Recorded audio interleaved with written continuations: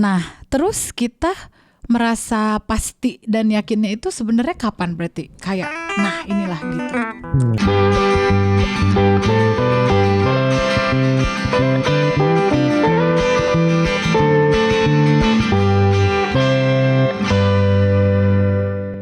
Hai teman-teman, kembali lagi di Jalan Bareng Podcast. Perkenalkan, aku Bobby dan ini istriku yang cantik sekali, namanya Sepri. Iya, terima kasih. Oke, kami hari ini sesuai dengan judul, kita akan membahas tentang bagaimana kita yakin bahwa pacar kita, pacar kita adalah the one. Yap. Ya, yang akan kita nikahi. Iya. Iya, karena pertanyaan ini sering banget gitu dilontarkan oleh pasangan-pasangan yang hendak menikah, termasuk kita juga dulu kan gitu. Tahu dari mana sih kok bisa yakin mau sama yang ini gitu? Karena kan menikah tuh kita kan harapannya sekali untuk selamanya kan. Jadi gimana nih gitu ya cara taunya kayak gitu. Jadi karena pertanyaan-pertanyaan tersebut lah akhirnya kita tercetuskan, terus kita saling sharing dan kemudian ternyata ada hal yang menarik loh dari konsepsi the one ini dan apa yang mendasari pernikahan kayak gitu. Nah sekarang mungkin mulai dari Bobby dulu. Bagaimana aku tahu ya? Iya, iya kan. Tahu langsung pertanyaannya ya. Iya. Udah dicatat. Iya betul. Itulah dia ya. Rahasia podcast ini adalah ada skripnya. Iya. Dan kita diskusi dulu sebelum kita merekamnya. Oke, jadi sebelum waktu aku berpacaran dengan kamu, kenapa aku yakin akhirnya menikah dengan kamu? Ya karena selama pacaran aku melihat ada dua hal sih. Yang pertama yang bisa membuat aku tuh bertumbuh secara kerohanian. Aku tuh orangnya bukan tipe orang yang disiplin. Kelihatan lah dari mahasiswa dulu berantakan lah, secara akademis berantakan. Itu Sepri banyak banget nolong aku dulu. Salah satu kenapa aku bisa lulus tuh ada juga pertolongan dari Sepri. Bisa lulus tepat waktu, bisa pertolongan Tuhan ya itu ya. Iya, pertolongan Tuhan dan kamu means of grace-nya dari kamu. Melalui kamu lah channel grace-nya itu dikasih ke aku. Aku nih orang yang banyak banget nerima anugerah Tuhan lah. Kemudian kedua ya kamu good looking lah. Lumayan lah ya. Lumayan. Enggak usah diteruskan lah. Jadi dari dua hal itu, yang pertama, kamu bisa menolong aku bertumbuh dari yang tadinya kurang disiplin, sekarang lebih disiplin. Bukan aku bilang aku sekarang udah jadi disiplin ya, tapi lebih disiplin lah daripada dulu yang sebelumnya. Karena aku melihat ada kesempatan itu gitu lebih. Kayak kamu, kayak kata Amsal bilang, besi menajamkan besi, manusia menajamkan sesamanya kan. Itu kamu itu menajamkan aku banget dalam hal spiritualitas lah. Dan kamu tuh nggak segan-segan untuk yuk melayani yuk gitu. Nah jadi kayak nggak ada kesempatan aku tuh kayak berleha-leha. Ya lagi tuh kayak kurang disiplin. Ya hambar gitu kehidupan rohaninya. Dan aku bisa ngeliat itu dan aku ya kenapa nggak kamu jadi istriku. Orang yang denganmu aku habiskan ya hidupku untuk terus bisa bertumbuh makin serupa dengan Tuhanku kayak gitu. Kalau kamu gimana, Ma?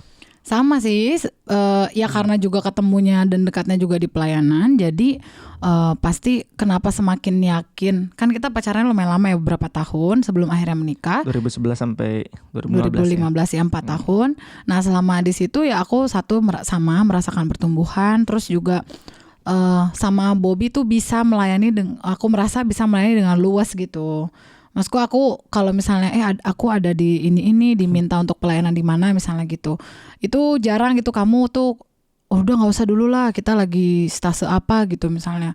Lagi sibuk gitu tuh aku enggak pernah kayaknya ada dengar itu. Terus tapi kamu kayak oh ya udah ambil aja nanti misalnya kalaupun itu jauh kan kadang-kadang kita stasenya misalnya aku di Tangerang atau kamu di mana gitu kan. Nanti kita bareng aja kesininya misalnya kayak gitu. Jadi ya aku ngelihat ini dan itu sampai sekarang juga kalau misalnya ada pelayanan atau pekerjaan di gereja atau apa tuh kayak saling mendukung gitu. Kalau sekarang kan saling mendukungnya siapa yang jagain anak gitu misalnya kayak yaudah kamu yang gini aku yang jagain anak-anak atau apa gitu ganti-gantian. Terus juga ya aku melihat juga sih karakter Bobby ya meski nggak sempurna pastilah ya nggak akan ada yang sempurna. Cuman ada karakter di dalam dirinya Bobby tuh yang aku tuh bisa submit gitu loh kepada kamu. Aku nggak bilang itu dari kamu sih, tapi aku yakin itu mungkin kayak apa deh istilahnya kayak karisma ilahi gitu. Maksudnya Ya dari Tuhan aku lah itu ya. yang anugerahkan, sehingga aku kan sebenarnya bukan tipe yang mudah untuk Submit ya. tunduk gitu, karena anak pertama udah gitu kebiasaan tuh ngelit gitu loh. Iya sih.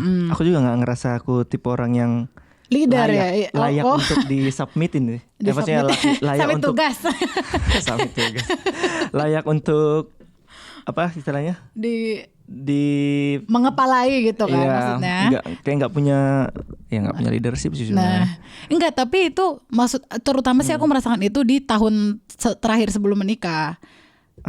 Yang aku kayak makin ada rasa selain afeksi ya, juga misalnya sayang, kasih kayak gitu, makin ada rasa kayak penundukan tuh, kayak Tuhan bentuk gitulah hatiku, kayak makin lama makin. Mungkin ini tunduk. aku bisa ambil contoh tuh. Apa? Kayak apa?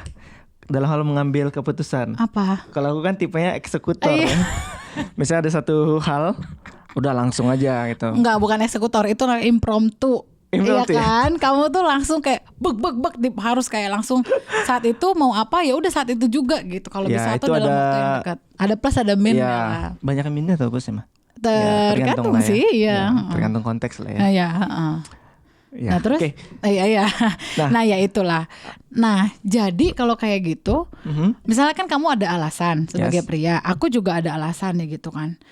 Nah terus kita merasa pasti dan yakinnya itu sebenarnya kapan berarti? Kayak, nah inilah gitu. Menurutmu? Kalau kita ada tanggalnya tuh, mah. Apa tuh maksudnya? Kita yakinnya kapan the one itu tanggal 8 bulan 8. Oh. Ya hari dimana kita menikah. Iya. Kita yakin, aku yakin Sepri adalah the one. Ya waktu menikah. Di hari kita pernikahan di hadapan Tuhan dan hadapan jemaat, kita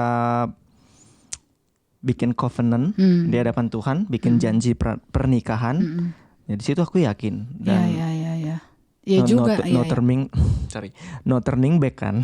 Setelah kita udah ucap janji dan kamu pasang cincin ini di tangan aku, ada nama kamu loh di cincin ini. Ya berarti kalau kayak gitu, misalnya kita masih terus ada sedikit rasa nggak yakin atau kayak ragu gitu, itu tuh bisa kita bilang wajar berarti ya. Maksudnya wajar sih.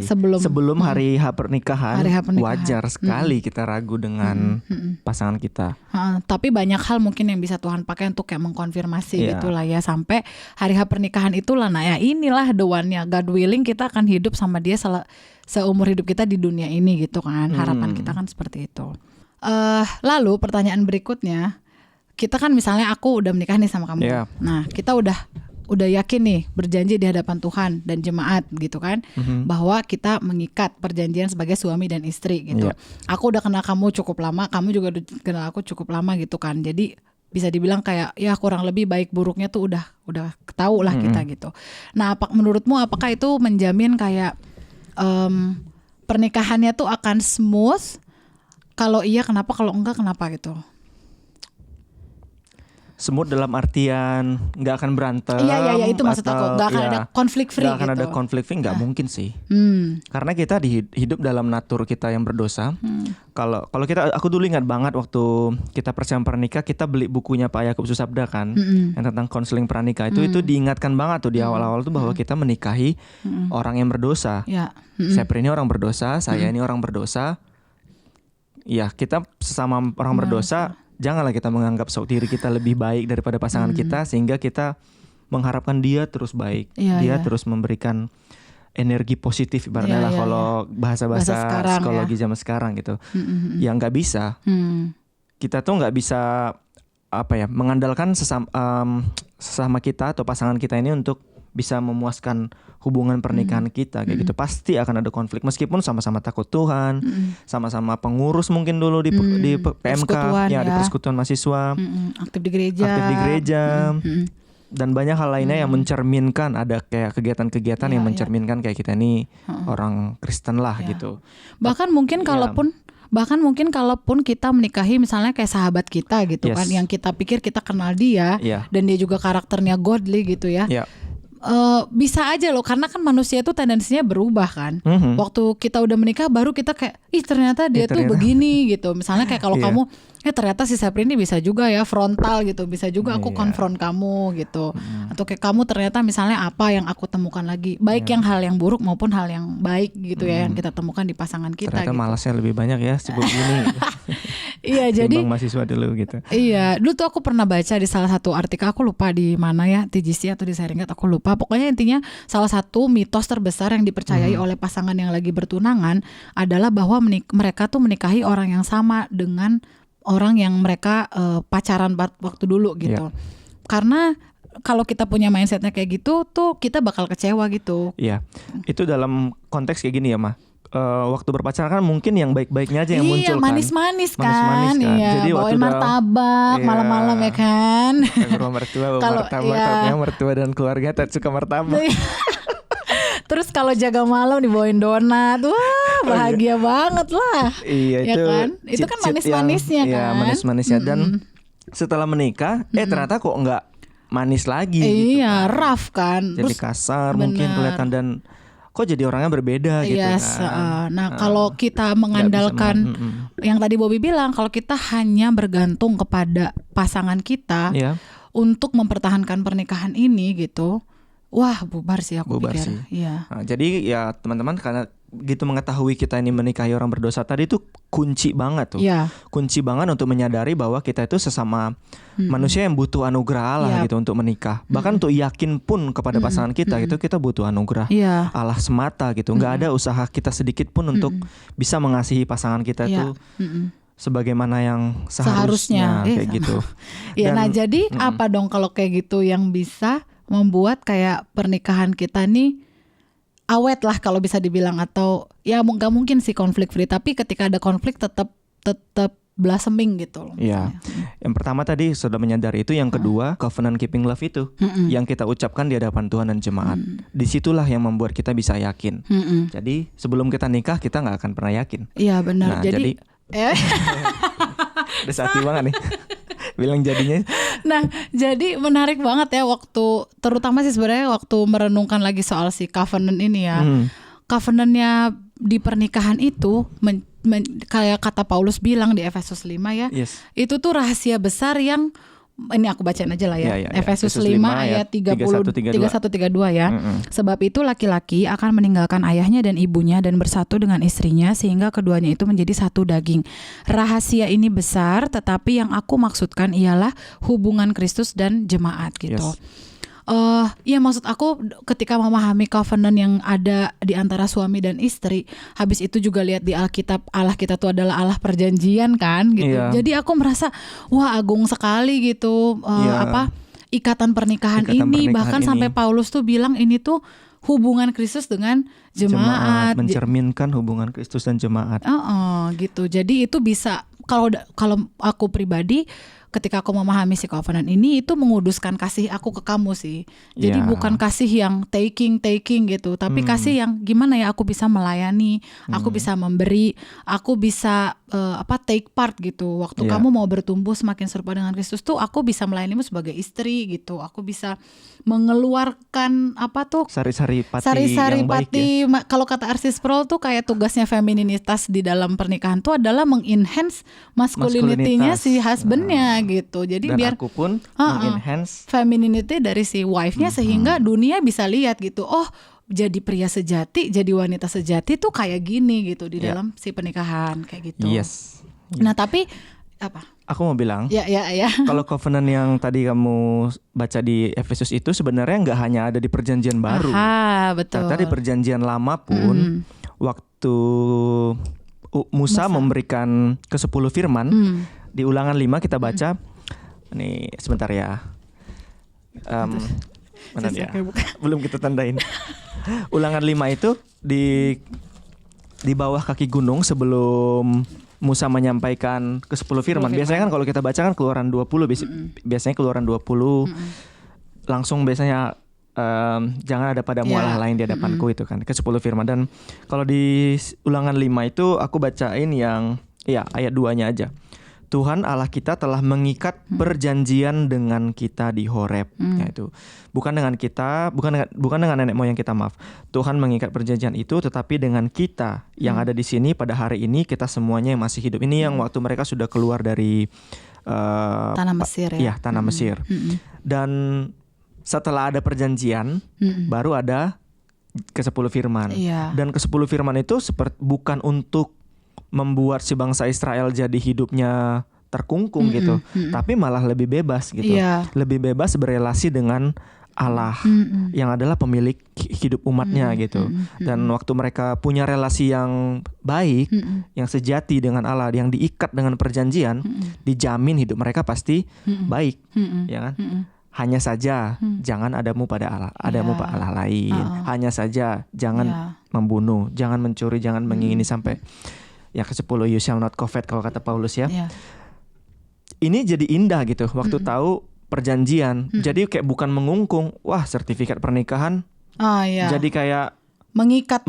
Bukan mengikat. Harusnya kasih itu cintanya dangkal banget sih, cuman dibuktikan apa namanya? Hitam di atas putih. Hitam di atas putih, tanda tangan, kasihku tuh lebih butuh. Lagi gitu. Justru kasihmu itu biar lebih leluasa diekspresikan bagi pasanganmu harus diikat di atas perjanjian nikah. Betul. Dan kalau karena kita hidup di Indonesia ya, maka kita perlu, maksudnya legal pernikahan kita ini diakui juga oleh negara dan oleh gereja juga gitu. Artinya kita bertanggung jawab. Covenant tuh membuat kasih kita tuh jadi kasih yang bertanggung jawab kalau menurut aku sih gitu. Dan ya itu kasih yang kudus, bukan kasih yang kudus, buat diri kita sendiri aja kayak gitu.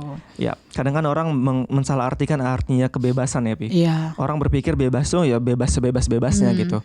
Padahal bebas yang Allah maksudkan itu adalah bebas terbatas gitu. Ini mungkin di podcast kita sebelumnya pernah kita bahas ya. Kayak ikan, dia bebas bergerak kalau dia terbatas dalam air. Dia dikeluarkan